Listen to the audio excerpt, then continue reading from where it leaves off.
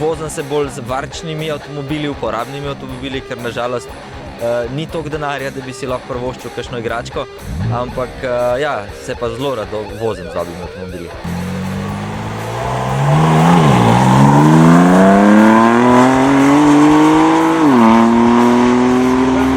Definitivno hitre vožnje ne priporočam na avtocestah slovenskih in ostalih cestih.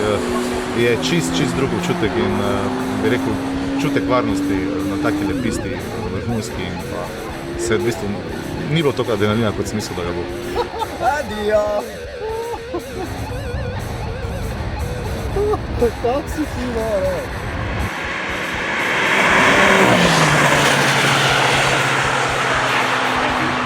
Ja, Tesla je izjemen avto, se tudi peljal zraven na sovoznikovem sedežu, ima res izjemne pospeške.